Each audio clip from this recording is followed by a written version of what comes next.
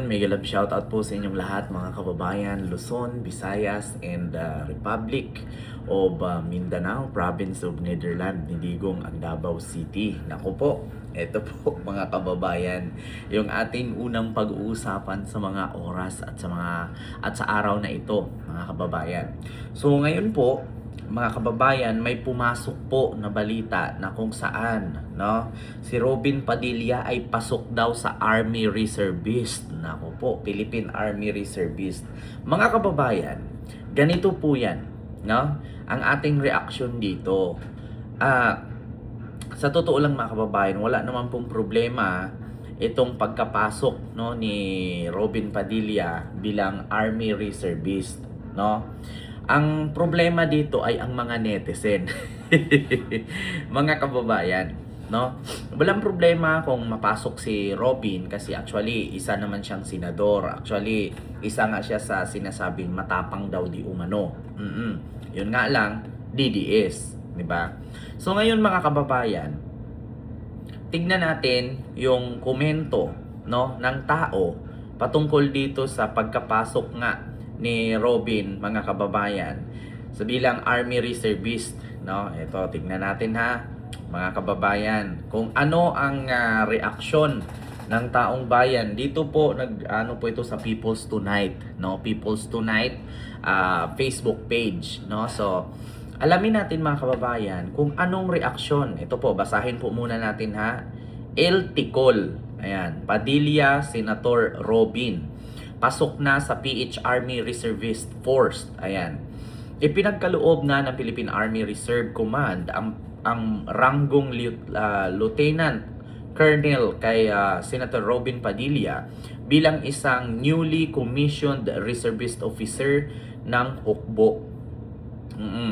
So, ngayon, mga kababayan, wala pong problema itong pagiging reservist ni Robin. No? Ang problema dito, yung komento ng netizen. Bakit? Ano ba yan? Dating ex-convict, naging army reservist, only in the fields. Sabi ni Alexander Levita Atayde. Ayan po. No? Only daw in the Philippines, dating ex-convict, naging army reservist. Sabi naman ni Martin Bacatan, he is a degree holder or just because he is a senator or an action star. May we ask the CG Ariscom about the qualification standard of a reservist officer of armed forces. Diba? How in the hell he got the rank of lieutenant colonel? People won't even recognize him as a Cub Scout. This is so funny. Ayan. Conflict yan. Paano siya naglilingkod sa bayan kung panay ang batikos niya sa Commander-in-Chief, EFP at Pangulong BBM? Naku po mga kababayan, mukhang hindi ata sang-ayon ang taong bayan kay Robin. Tapos po ba siya ng advanced course sa ROTC at graduate ng college? Samantalang ang legit na graduate ng advanced course at 4 years college degree ay may rank lang ng second lieutenant, reservist of the armed forces. So, padala agad sa West Philippine Sea, sabi ni Robert. Assign ka agad sa station natin sa West Philippine Sea. Kahit tanod, hindi papasaiyan, sabi ni John Lacheca. Baka mamaya manghikayat lang niya ng ibang sundalo reservist na sumama sa kanila mag-aklas laban sa current administration. Naku po, gamitin daw talento at talino. Meron ba? Naku, mga kababayan, mukhang hindi po talaga. No, actually mga kababayan, lahat po halos ng comment dito sa post na to at sa ibang social media na mga nagpo-post patungkol sa nagiging Lieutenant Colonel Reservist na nga si Robin sa Philippine Army ay halos po lahat walang sang-ayon.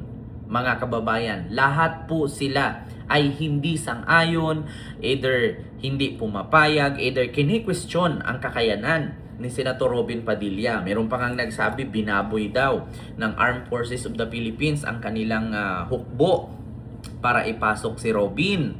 So, marami nga pong nagtatanong mga kababayan kung bakit at paano daw, ano daw rason, ano daw ang tawag dito, dahilan, ano daw ang requirements at bakit daw nakapasa itong si Robin bilang Army Reservist ng Armed Forces of the Philippines, kung ano daw ang ginawa ni Robin. Yan daw ang katanungan, mga kababayan ng netizen. So, ito po ba mga kababayan, yung pagiging Lieutenant Colonel ni Robin bilang Army Reservist ay paninindigan po ba niya? Or sadyang bibitawan niya ito at ibalik niya ang pagkaloob sa kanya ng Philippine Army, mga kababayan? Kasi po mga kababayan, lahat po halos ng mga netizen, kahit basahin niyo po dito, yung comment po lahat ng netizen, ito pa, Philippine Army, ask lang po kung anong qualification. Para maging reservist, dapat po ba maging pro-China, binatikos ang Commander-in-Chief, lilingkod sa isang pamilya, ginawang katawa-tawa ang batas? So yun po ang katanungan, mga kababayan. Sa Philippine Army, sabi ni Jojo Perez, ano po ba ang qualification para maging reservist? Dapat po ba maging pro-China? Dapat po bang batikusin ang Commander-in-Chief na si PBBM? Maglilingkod sa isang pamilya sa mga Duterte at ginawang katawa-tawa ang batas kasi wala pong batas na naigawa? Seryoso? Sabi naman ni Ana Marie Cambay. Seryoso?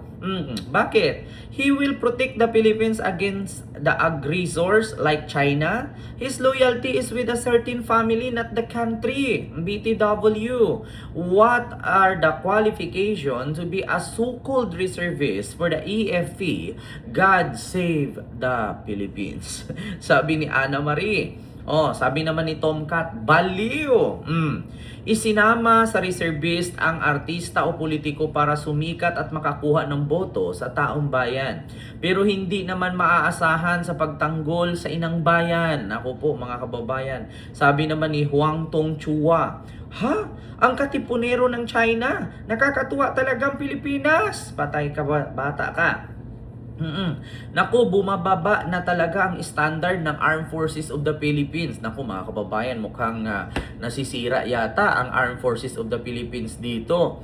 Sabi naman ni Sarit Sivon, ayan, Boo! Di bagay sa'yo, bakit nag-training ba yan para makapasok dyan? Komunista yan! Patay kang bata ka. Ayos, may panglaban na sa West Philippine Sea, sabi ni Gigi Jacob. Sabi naman ni Nestor Matamurosa, ano po ba ang nangyari sa bansang Pilipinas? Bakit kung sino ang gusto nilang ilalagay nila sa pwesto, okay lang? Kahit walang tinapos na kurso, nakakahiya naman po yata sa mga nag-aaral. Tama naman po, mga kababayan. Alam nyo ba, ganito yan alam nyo ba sa Korea? Sa Korea po, may batas po talaga sila doon na pagdating mo ng 30 years old, kapag lalaki ka, kailangan pumasok ka sa training, no, bilang part ng kanilang army or sundalo. So ngayon mga kababayan, doon sa Korea, ano po sa kanila yan, batas po sa kanila yan na kapag ikaw ay isang Koreano, tapos ikaw ay isang lalaki or mapabakla ka man or bisexual, once na yan ay nasa batas ng Korea, pagdating mo ng 30 years old, ikaw po ay mag-training, no?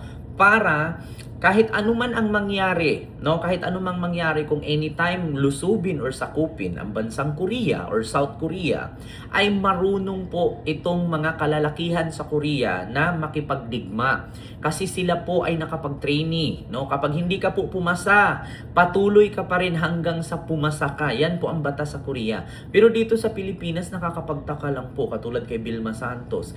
How about okay lang kay Ronnie Liang, kay Dieter Ocampo kasi mga nagtitraining talaga yan.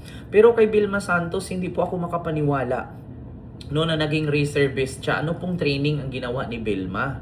Oo, minsan nga kapag nakita natin paano po magbitbit ng Armalite yan. Paano po maggamit ng baril yan? Ang lagi nating nakikita sa kanya ay towel kasi umiiyak na ito sa drama. Ako naniniwala ako kay RC Munoz kasi si RC Munoz talaga training talaga, gumapang talaga sa putikan. Pero itong si Robin, parang hindi ko nakikitang nag-training ito. O hindi ba porket senador siya, ay gano'n na lang. Ganito po ba talaga sa Pilipinas, mga kababayan? Nagtatanong lang po ako. Ganito po ba talaga sa Pilipinas na kapag artista ka, kapag naging senador ka, so exempted ka na po ba sa training? At ura-urada po ba bibigyan ka agad ng certification na ikaw ay Army Reservist? Nagtatanong lang po. Kasi po nakakahiya naman po sa iba dyan na may mga degree, no? Yung mga sobra-sobrang degree, no? Yung mga advanced na halos nahihirapang makapasok bilang Army Reservist. Samantalang itong si Robin, hindi po natin nakikitang nag-training. Yan po ang sabi ng mga netizen. Ano po bang degree? Ano po bang natapos ni Robin? 'Di ba? Ano po bang ginawa niya para po siya gawing Army Reservist? So ngayon mga kababayan, umalma po ang netizen sa pagloob ng Philippine Army kay Robin bilang Army Reservist. No, hindi po sang-ayon ang taong bayan. So ito po ba mga kababayan ay pagpatuloy po ba ni Robin or ibabalik niya ang pinagkaloob ng Philippine Army bilang Army Reservist sa kanya?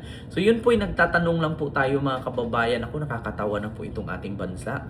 Kung ganun lang din naman pala ang basihan, mag-artista ka muna, tas magpakulong ka, tas magsenador ka, magiging Army Reservist ka. Parang hindi naman po siguro maganda yung ganun, 'di ba mga kababayan? So yun lang po yung ating tanong, no, patungkol dito sa balitang ito.